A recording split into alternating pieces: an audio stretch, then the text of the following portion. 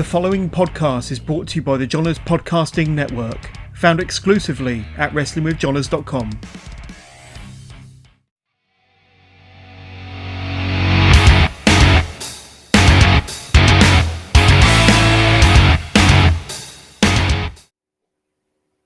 Cody Rhodes is WWE.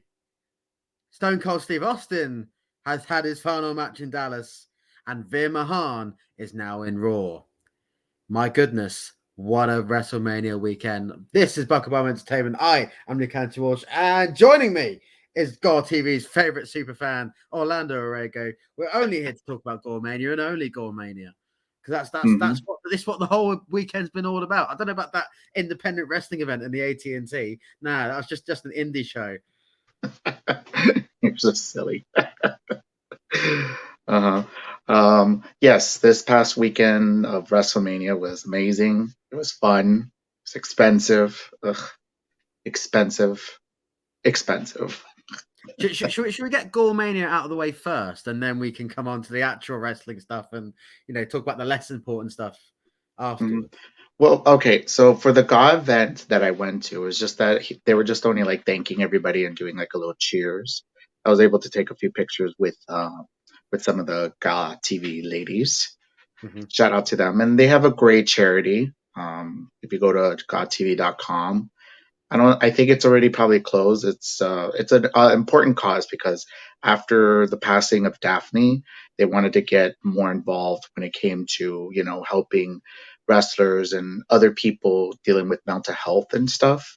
So they felt like it was very important for them to do it. So, hey, any charity is a worthy charity, and you had a good time, and you got to meet my queen, SoCal Val. So enough said. That's the highlight of the whole weekend. I don't know about this Stone Cold Steve Austin guy. I haven't heard of him before. Just get my priorities straight. Right. not a TNA super fan at all. Let's dive into the weekend. You of course were there. How was the trip? Because it's a once in a lifetime thing. It's the grandest stage of them all, and my goodness, over the 2 nights we got a show and a half. No, those 2 nights were amazing. I was utterly impressed, shocked in that the fact that they did a great show. AT&T Stadium is so beautiful inside. I think every person should visit Texas and go to that stadium, like go to a football game, or I don't know if they'll ever have a concert there again, but that stadium is so beautiful, like inside and out. Now, I will tell you this, just wait until maybe like a few hours for the Uber rates to go down, because I was not paying like almost $200 to go back to my hotel room. Thank God I met some people that I could like stick around, and we had a couple of drinks, me and my friend. And then when we saw the rates go down, then that's when we went. We left like around like 1-2 o'clock in the morning that time. But I mean, it was a fun experience. I mean, I loved it. Good thing that I forced my friend to come with me. He was like, no, this was a great idea. Thank you for like at least forcing me to come. Like, I wouldn't expect myself to come to Texas. So. Yeah, I mean, it was 153,000, 156,352 across 2 nights. Yes. It's in total. So technically they didn't go 100,000 for each night. So, but I mean, come on now. They went over 100,000. So that's a win for them. It is. And certainly they got a show and then some. Let's start with night 1. Cody fucking Rhodes, man. Mm-hmm. What was it like being in the building for that moment? I saw your footage of it. Impatient. Everybody was so impatient. Like, who is it? Come on. It has to be Cody. Before you heard there is more than one wrestling, more than one royal family. Did you really think it was him? Did you have second doubts in your mind? A little bit. I had second thoughts a little bit because they did the pyro, which was weird, and then they went dark. And then like my friend next to me, he's like, it's Bray. Like you heard it in my video. Like I put it on TikTok. And then he's just like, Bray Wyatt's back. I was like, no. Because like since it went dark, it's either like Bray Wyatt or The Undertaker. So I You know, it could have been either or. But then, like, when you heard wrestling has one family, then everybody like screamed, and then like his logo and everything came up, and it was just like the roar of the crowd, and it was just amazing. It was an amazing return, and even now, as we realize his intentions of finally putting the Rhodes surname on the WWE Unified title, this is it. Not one AEW chant. That's the extraordinary thing, is that people have really. No, I know. I didn't hear any. Like, I was trying to hear in my section just to hear if I heard AEW. No, I heard Cody Rhodes' chant. I heard Cody chants, which is just They could amazing. have really. At least that's good. I was expecting AEW chants, but no. But you know, they could have really done him in, and they didn't. They forgave him, and it was really. yeah.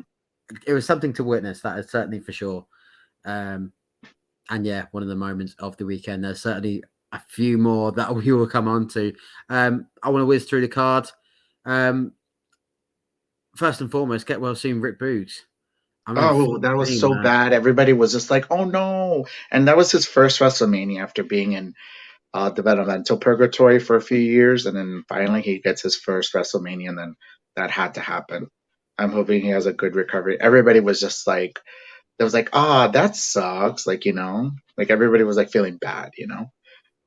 Yeah, it was the way that he was going for the double suplex, and you know you could sense it was coming for a big spot, and it just unfortunate, and it opened the weekend. That was the shame of it all. Yeah, and then I got worried there because with that injury happening, I was like, "Oh no, is the rest of the card gonna turn out bad?" But that was the only bad part of, I think, for the whole 2 nights, which is shocking. You know, that was the only like bad thing that happened. So yeah, I mean there are some twists and turns throughout the night, including the next one I'll talk about: the Miz and Logan Paul beating Ray and Dominic. I mean, I think it was expected that Miz and Logan Paul were gonna win. You know, I think they wanted to give him a win. So but yeah, like I'm not impressed with Logan Paul. I'm sorry. Like, like he did okay for me. Like, I'm sorry. Like, Bad Buddy is in the top. He did all right. You could so tell that he was so blown up. Like, he didn't do good enough cardio to get himself ready. You know. So, like Bad Buddy had better cardio than him. So, but mind you, like Bad Buddy was training for months, whereas I think Logan Paul was just training for a couple of weeks, maybe a couple of days, give or take. Yeah, you could tell, and certainly the skull crashing finale afterwards. I don't care whether this sets up Logan Paul to be face, as his contract has now said, and what's emerged. He will never be cheered ever. Even on the kickoff show with Jake Paul trying to big up his brother, nobody is going to cheer the Paul brothers. And well, it leads on to the next match. I mean, if anybody knows about cheering the heels or sort of turning on what the WWE narrative want to follow down, it's Becky Lynch and Bianca Belair. Proved why that was the match of the night for me. That was an incredible match in WrestleMania. And she got a bit of a shiner of a black eye as well. She really fought for it. Which Becky, like, she'd done the move before. She usually opens her legs. I don't know why she closed her legs. It's like, I don't know, like maybe she slipped or she timed it wrong or something. I don't know. Like, it was off. So weird. Yeah. She did miss a few key spots, which was a shame, but ultimately she shone through, and Bianca has beaten 3 of the 4 horsewomen. Yeah. There's only one left, and I'm here for her match against Bayley. It's going to be. I don't want her to face Bayley yet. I think maybe she should face like maybe Alexa Bliss or returning Asuka, because those are fresh new matches. Like, I'll tell you this, like my section was booing Bianca on Raw, which is weird. I don't know why they were booing her. I don't know if maybe they're over her, which is sad because like she's great, and it's just unfortunate. Yeah. We move on to the semi main of the night. A match that Ronda Rousey very nearly walked out on, as it has emerged the night before. Charlotte Flair defending her SmackDown Women's Championship in a dusty finish. I mean, just after Cody Rhodes returned, we had a dusty finish thrown into She WrestleMania. kind of debunked those rumors. Like she said that she's honored to she's honored to be behind Stone Cold Steve Austin, and also the fact that she had a baby, so she couldn't stay too long because she had to take care of her child. So, well, she said that about that was Friday night for SmackDown, where right. she couldn't stay for the Hall of Fame, and even earlier in the week, I think we said in the preview last weekend, is that she said on Ellen she was going to go on last and she was going to main event. Does this tell us that the Stone Cold Kevin Owens main event was a last minute segment? Do you think that it was all in the pipeline all along? Because there's certainly additional context to read about this. Well, right. I mean, I don't know. Like maybe they had a conversation with her. I don't know the full thing that's happened. But she sounds like she's fine and just like she's like getting over the fact that people are writing negative stuff about her. You know. So I mean, maybe that's the issue because she's having like, why are you writing some mess? Like that's not really true. Like where you get some of your sources. I mean, there's somebody that must not like her there that's probably giving these type of rumors. I don't know. I mean, yeah. But also the fact that she lost. So I mean, that has to be telling of something. I wasn't expecting her to lose.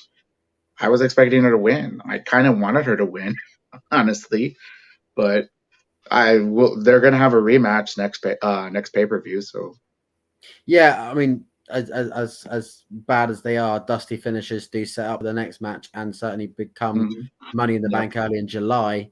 You can imagine that will be the rematch.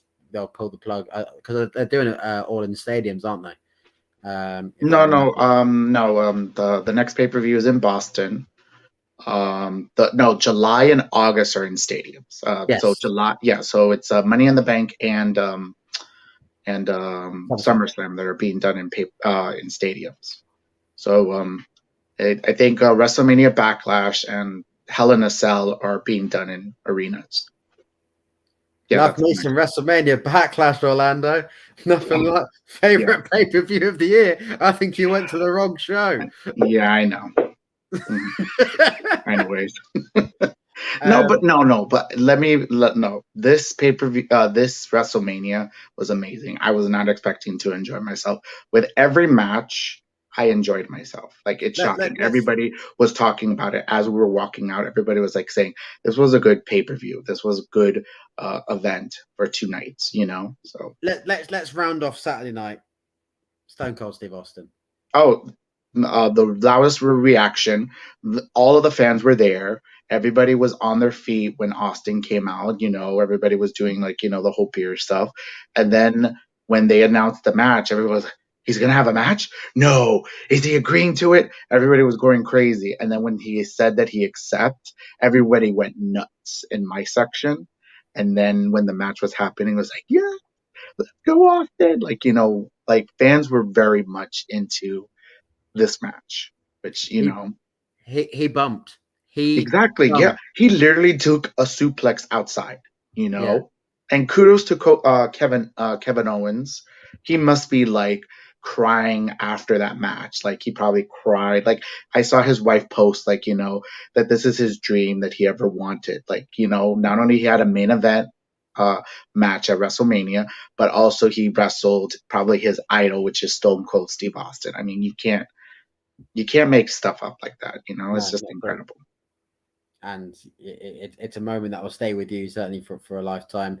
One match that got moved from the Saturday to the Sunday, but a lot of confusion overnight between nights 1 and 2. It's of course the New Day versus Sheamus and Ridge Holland. As we come to realize on night 2, we're kind of wishing it stuck on night 1 and they might have got a bit longer. Was that maybe the only disappointment for you on the Saturday night, or did you feel that no, because actually night 1 was fine. I don't think I saw from Fightful like what the order was supposed to be, but then when I saw the New Day match was not there, I was like fearing that it was going to get canceled or moved to Raw, you know. But they moved it over to night 2, which is I think what happened was is just that there were certain matches that took a little bit longer in night 1. That's probably why.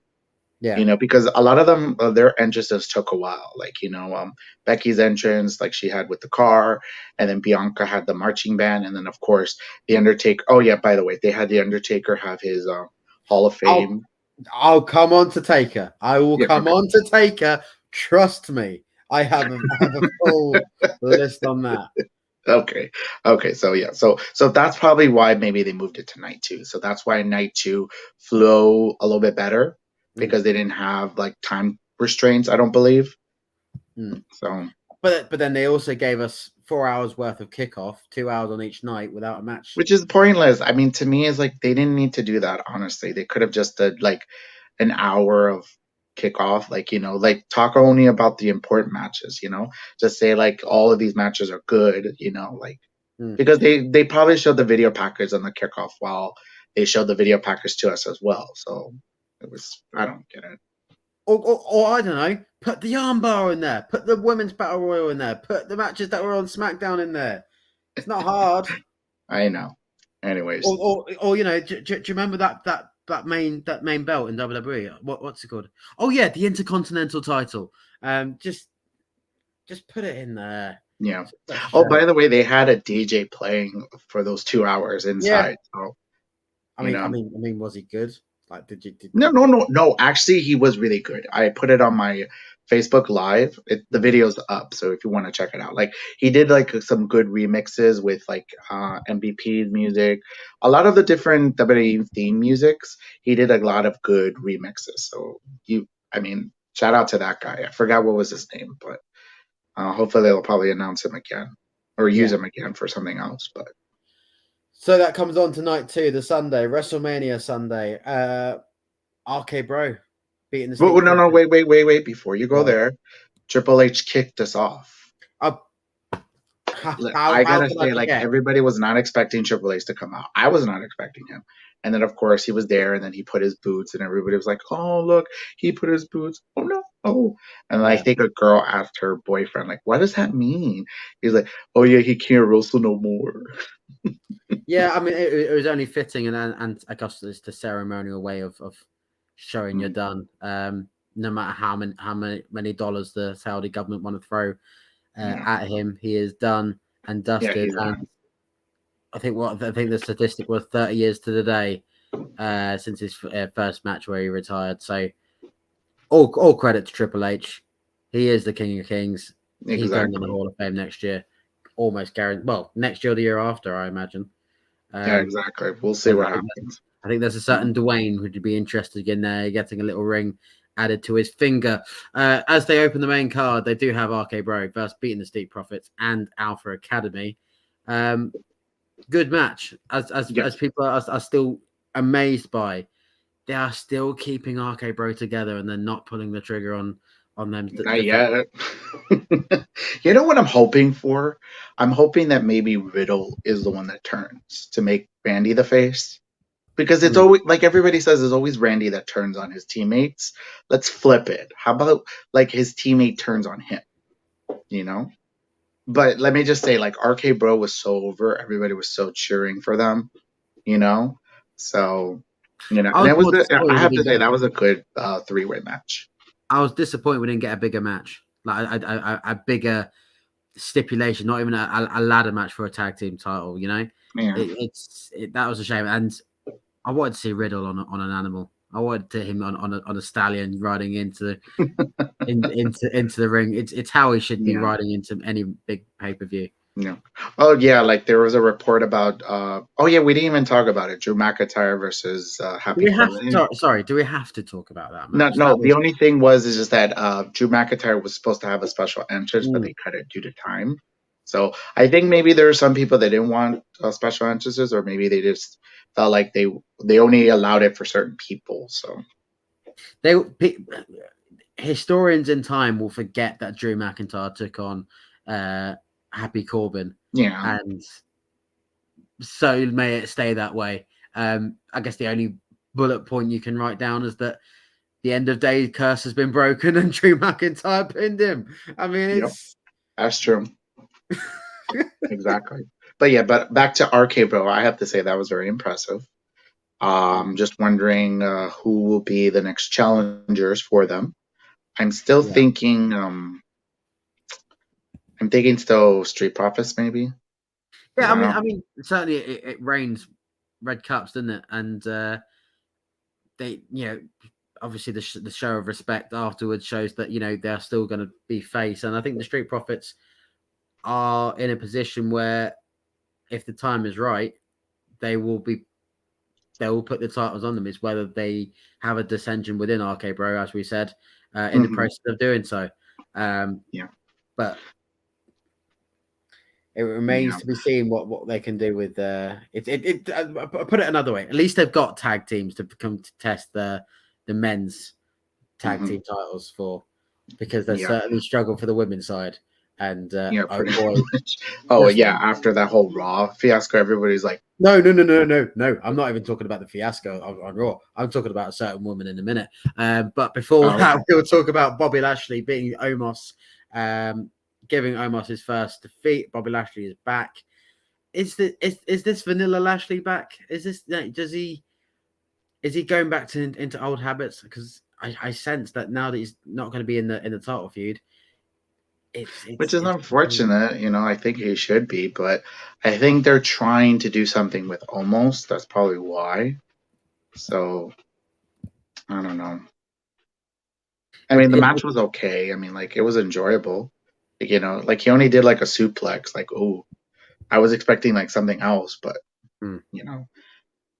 not too much for him and Omos. So hey, it was beef on beef, and beef on beef makes beef.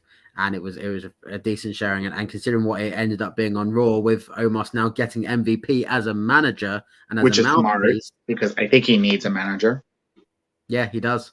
I think that the key part of AJ Styles and Omos being together was that AJ could do the talking, and Omos is still a strong figure, and I think put him in the mix for Money in the Bank or Royal Rumble next year. He's got some time in him that he can pull something together and certainly be a contender for the titles. So now we can talk about my favorite match of the entire weekend, and the Bollocks came through, and it was beautiful. And I've never laughed so hard over one match. Johnny Knoxville beat Sami Zayn. I'm telling you, everybody in my section was laughing, dying. Like, they were like laughing so hard on this match. It was like I was laughing so much too in this match too. It was like what is happening? It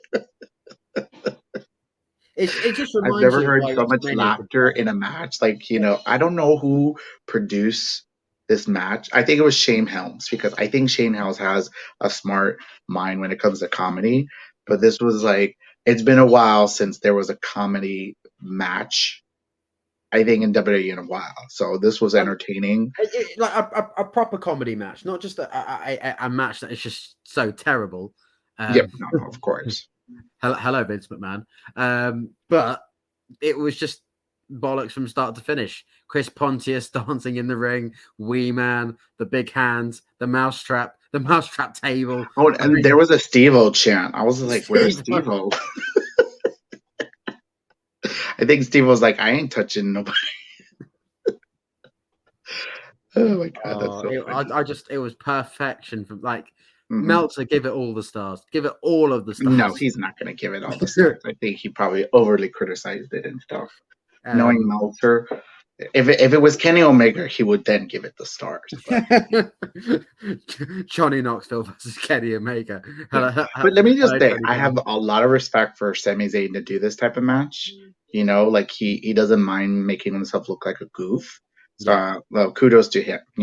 Yeah, kudos. And my word, the mousetrap spot. Oh my god. Oh god, that mousetrap stuff.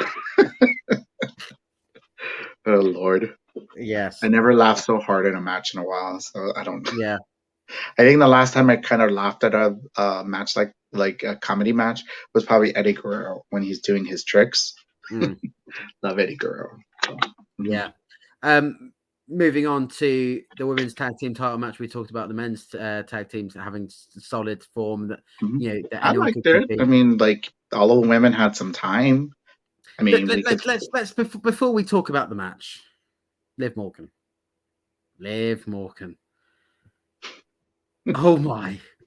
Oh my.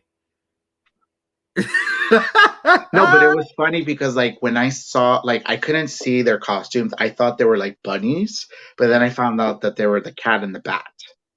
So I'm like, but why is Rhea wearing like almost bunny ears? Because like it wasn't like, like bat ears. It's just so weird. Anyways. Oh Lord. all of the latex. All of the latex. Yes, all of the latex. But I mean, I enjoyed the women's tag match. I mean, it was really good. I mean, now Sasha finally broke her curse and she won a match at WrestleMania. So next up needs to be Asuka. Yeah, I mean, Carmella.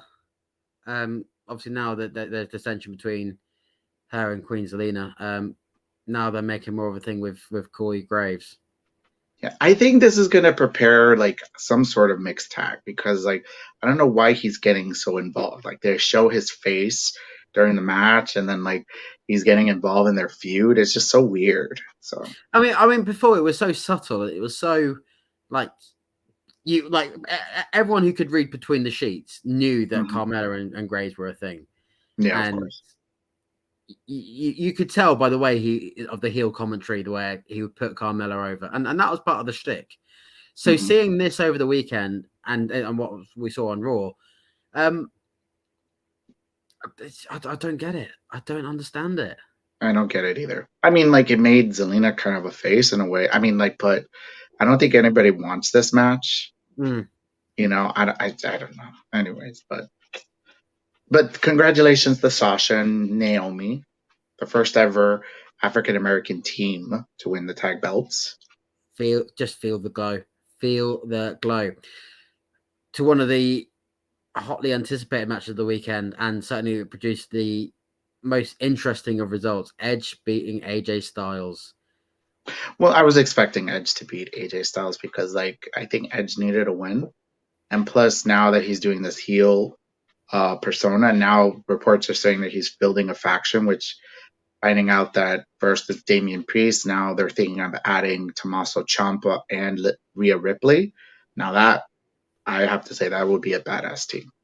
Yeah, if done right. But I just love the shade that people are throwing. I think the spot of, and maybe I'm remembering this wrong. The phenomenal forearm into the spear.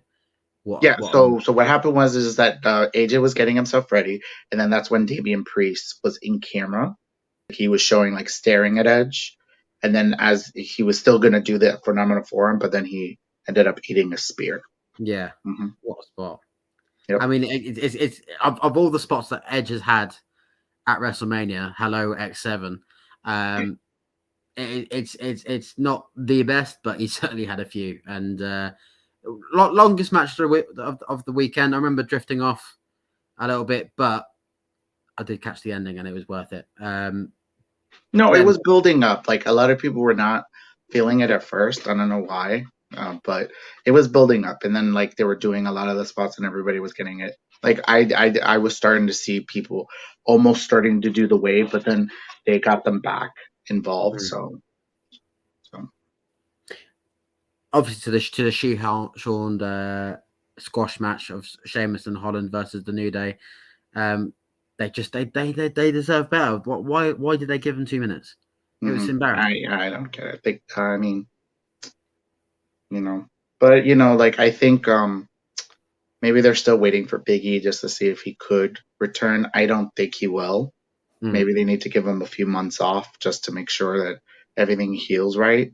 Yeah. So and then they'll see. But I mean, on the other hand, and the little praise you can take away from this is that they're keeping Sheamus and Rich Holland strong. I mean, it's not Sheamus's greatest tag team he's ever been in. No, just going to leave that there. No, I would love it for Ridge and Pete to team. I think they would be better. but Orlando, who's Pete? Who's Pete? Can we move on to the next match, please? Oh, damn it! It's been deleted on the other end. So to the next matches, Pat McAfee, star of the weekend. Who? Pat McAfee. 78,000 people chanting the Seven Nation Army with the Dallas Cowboy cheerleaders. Mm-hmm. What a moment. I have to say that this match impressed the hell out of me. I was not expecting to be entertained by this match. So they must have been working like night and day to get this match perfect, because this match was really good. I was not expecting that. It was where they did it in two halves. Of course, the first half where he did beat Austin Theory and fair play. It was great. Mm-hmm. Then words fail me. Yeah. And I guess they failed you. No. Because in my section, there was wait, is Vince McMahon getting involved? Wait a minute, no. Vince McMahon is about to get involved. No, he's having a match. Everybody was going insane. Vince McMahon is about to have a match? And he had a match at WrestleMania. And it stunk. It stunk. When was his last Mania match? 16 years ago. That was with Shawn Michaels. 2006. Yeah. I was blown away. And then he won the match, which of course, because he made it probably no. No. He won the match by kicking the football lightly at Pat McAfee. It was just a. It was a devastating kick, okay? It was the Vince McMahon kick. But then of course, after the match, Stone Cold once again, because he had to come out because Vince was out. So there was nothing like one beer bath on one night to send that fans home happy. It was. And can I just say, Vince, no more wrestling for you, because that was a horrible, horrible stunner that you did. I know you've taken bad stunners, but that was horrible. Everybody was laughing in my section. It was oh my God, he can't take a stunner. Don't even try, Steve. Oh God. I think Mick Foley's reaction was the best. Just the way that I know, right? Howling. He's oh God, Steve, don't kick him. Oh God, okay. But I have to say, I just enjoyed when Pat got stunned. Yeah. And then he was drinking the beer at the end. I just can't. And to think that semi-mained into, of course, the biggest main event in WrestleMania history. Acknowledge him. The unified WWE World Unified Universal, what they want to call it. The WWE Undisputed Champion. Mm-hmm. Yep. A lot of people were a bit confused about the match was a little short. They were expecting it to go a little bit longer, but they enjoyed it. There were certainly a few spots where you felt like they were getting into another gear, and then he won, and here we are. He is the unified champion. Of course, Roman should win. I think there was argument. There was always argument for Brock Lesnar to win. Certainly, yeah, but I don't. Maybe because now that Roman is kind of now the guy, he's now over. I think now they didn't need to leave the belts with Brock to go away for months on end. So with that being said, I'm going to cut to the chase and ask you a very blunt and serious question. Who takes the belt off him? Dwayne or Cody? No, it has to be Cody. It has to be Cody because I'm gonna give Cody a year because like he's still trying to get that prophecy to be made. Now, mind you, I feel like he will win it, and then somebody's gonna cash in on him. Because I have a feeling that somebody that's winning the Money in the Bank is probably gonna hold it until WrestleMania. Because that would be the smart move, because then they can decide who they want to use. I have a feeling that Cody and Seth are still going to be facing each other, but not quickly. Like, they may face each other again maybe a few months down the line. They may, and I think Seth will probably get the belt again, but I think it will be within a year. So both him and Cody will get the title belt within a year. Interesting. So you wouldn't think Dwayne is going to win the title come No, it doesn't. No, because now that it's 2 nights, like look what happened. They had Austin main event night 1. They didn't have a belt there, So you can easily have the title match. I mean, I feel bad that now the women are not going to probably have one main event. So now what they're going to just do is have one main event be the title match and the other main event be a big star kind of match. So, I mean, Rock and Roman could easily be the main event on one of the nights for Los Angeles. That's why they tested it out with Austin, just to see if it works. I suppose that is a theory, and of course, SoFi Stadium is all brand shiny and new. Of course, so it's one to think about. So that was the 2 nights of WrestleMania. What a roller coaster it was! It was worth staying up till 5 o'clock in the morning each night and sort of drinking it all in. Let's look at the other highlights across the weekend. First and foremost, the Hall of Fame. My goodness, the best Hall of Fame speech you'll ever hear by The Undertaker. Yes. I'm a little disappointed with Scott Steiner. I was expecting him to go off the rails. He didn't even say holler if you hear me. He didn't say I know, right? He didn't even say that. Like, I don't get it, but yeah, but the most emotional speech and the most emotional video package was, of course, Shad and his son. That video package, like, it got everybody all teary-eyed and really got everybody on their feet applauding. And, it was a beautiful moment, Sharmel's speech was good. I liked it. She knew what she was. They made Sharmell look like a star, and I'm amazed that they did. And I'm telling you, because, like, she's probably one of the last breed of, like, female managers that they had at that time. Like, imagine if she would have wrestled, maybe her career would have spanned a little bit longer. Because, like, I think Lisa Marie, aka Victoria, said, like, she said that she felt like Sharmell was a little ahead of all the other girls in OVW. But mind you have to remember that she trained under Medusa, so that says something when she was in WCW. Let me give you a statistic, Orlando. All members of the Main Event Mafia are now in the WWE Hall of Fame. Yep. That's amazing, right? What a time to be alive. Exactly. So when are they putting SoCal Ballin? They've got to. If she ever wants to work for WWE, I mean, she could. I mean, I don't know if she wants to. She must. I think she's doing fine now with her husband, like in. Yeah, back in my country, and whilst that was going on, and I guess that the news must have fed back to you whilst you were there at SmackDown in the Hall of Fame. Samoa Joe is now Ring of Honor and All Elite. Yep. Wow. As I was watching, I think I was watching a video package. I saw the picture, or I think, we shared it on the chat. And then I showed it to my friend. I was like, look at that. Samoa Joe is there. And then after we went back to the hotel, my friend was just like, how is he going to go to All Elite if he's in Ring of Honor? I was like, no, Tony Khan confirmed it. So if anybody's confused, Samoa Joe is actually All Elite.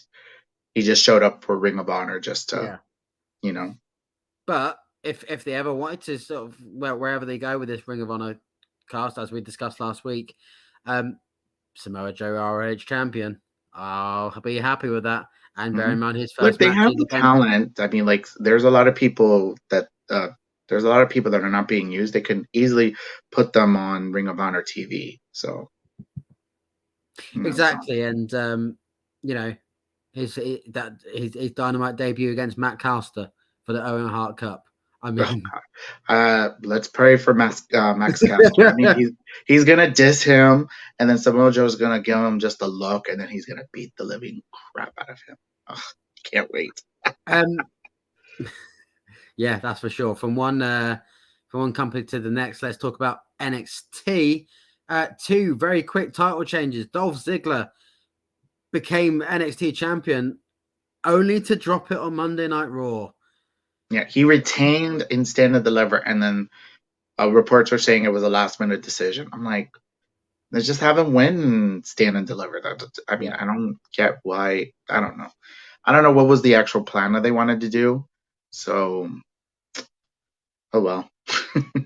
It dumbfounded, but certainly Braun Breaker as NXT champion again. Yeah. It is what it is. I mean, now like he'll have some challengers now. It looks like Joe Gacy is like the next challenger. You know, we'll see. Or even Matt D'Angelo, after taking out Tommaso Ciampa, of course, got the reception by Triple H on the way out. Could easily build himself up and take him on. So, but who knows? They might give it to Butch because it's WWE. They might give it back to fucking Butch. Other highlights across the whole weekend. I've forgotten the name of the wrestler. The Woman versus the Bear. Oh, Max the Impaler versus Marsh. Yeah. I forgot her. Misha or Marsha? I'm sorry if I butchered your name. Yeah, so Max the Impaler, she was the bear. I saw her. It was on a WrestleCon Access, which is available on Fight TVs for one of their events that they had. It was a funny match. I also saw Effie versus Speedballs, which Effie won by putting his mouth, Speedball's foot in his mouth. And then the guy was thinking like it was a submission, and he's saying yes, like he was, because he was enjoying what Effie is doing to his foot. But the ref thought that he was tapping. I can't. Oh my god. I'm trying to think of another match of the weekend I saw a highlight of where they did a strip tease. Oh, it was Fandango. It was Fandango. Yes, and Alley Cat. So of course they had a match. It was an intergender match, and so they stopped the match for a moment, and then they were both doing like a striptease to each other. And then when Fandango was doing it, then he just like hit her, and then like everybody was booing him. He was still kind of a creep. Like he was going back to his Johnny Carter days from the original NXT. Yeah. No, Johnny Curtis. I'm sorry, Johnny Curtis. That was the name. I mean, look, what a time to be alive when you get that kind of things, along with Sami Zayn getting a rocket shoved up his ass at WrestleMania. Like it's what a time to be alive. Mm-hmm. Yeah, and now FTR now are the Ring of Honor Tag Champions. Now they're going to a double tag team match for the ROH and the AAA titles tonight against the Young Bucks themselves. Exactly. I mean, it's just it's insane. Like I think they won all the belts. I don't know what. All they need now is the Impact title belts to complete their legacy. So you wouldn't put I mean, if they want to go to New Japan, they could go to New Japan and win those tag belts as well.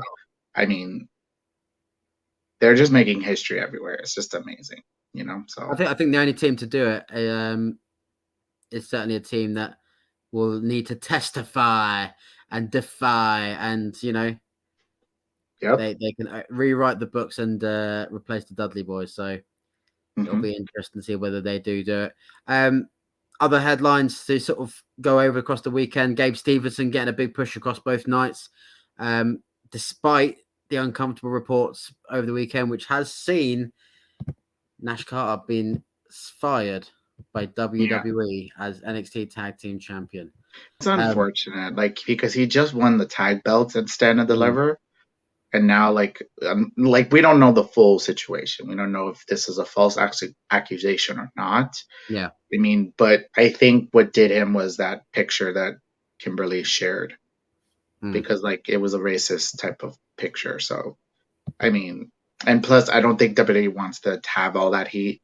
They're just like it's something personal, and it's a lot of different factors. So they're just like, But look, it just remember Nash that Rick Swan had the same situation when he had a domestic dispute. I mean, it was cleared, took a few months off, and then he returned to Impact, and he's doing great. Like him and his wife are good now. They have a kid together, so Drew McIntyre had the same kind of thing happen to him as well, and Well, that was a different situation. It was actually he didn't get physical with his wife. His ex-wife, which is Taryn Terrell, got physical with him. So they couldn't handle her, so they just released her. So that was back in 2010. Yeah, I think it was. So yeah, so it's it's a little different situation. So I mean, like, kudos for Drew McIntyre to not get physical with his first wife. So and now he has a great wife, and he's sober. I don't think he drinks anymore. So so we don't know the situation with Nash Carter. I mean, I feel bad for his tag team, Wesley. So his tag team partner. I'm just hoping he's not going to get what's the word forgotten. I mean, but now they are adding some tag teams. I mean, they still got a grizzled young veterans, and also they just added. I'm sorry. Yeah, they're the grizzled young vets, so they've got options there. So, and they just added now Pretty Deadly. They just now debuted on NXT 2.0. So another name we've sort of forgotten about, and another shock from Supercard of Honor, the new ROH TV champion Minoru Suzuki. Yes. I can't believe that. I cannot believe that he won a title. And also, congratulations also to Wheeler Yuta. He won the Pure Championship. Now he's all elite as well. So now I think probably he had like a tryout or something, and now he won a title. So now he's official. So now he's all elite. So I'm thinking that's probably what's going to happen. It's just like you have to sign with AEW so that way you'll go to Ring of Honor. Yeah. So maybe that's how the procedure will work, because I think AEW is the one that's getting more of the TV income because they have Warner Media money. So we'll see. I think that wraps it up for the whole 7 days of what's been a mad WrestleMania weekend, and certainly one that Orlando you'll hold forevermore. My final question to you is this: top 3 highlights across the whole week and the whole trip that you were there. Which one? Top 3 highlights of the whole weekend that you were there. Top 3. I would say third would be Effie's Game Brunch. I actually went to that special event it was a GCW event. Yeah. So happy about that. All those matches were so good, so I was happy about that. Number 2 would be meeting Lita. Oh my God. I got a picture with Lita. Oh my God. Sorry. Anyways, I think number 1 would just be both nights of WrestleMania. I mean, I was, when visiting Texas, like I've never been to Texas in my life, and I got to see that city, and it's so beautiful. So, Very jealous indeed. I have to get my backside over to the SoFi Stadium next year and come to WrestleMania, and we'll do a proper Bucklebomb meetup. That's should be the goal for the next 12 months for sure. But I think it's worth it. Look, there's like the WrestleMania weekend. There's other things you could do. Like WrestleCon was very busy.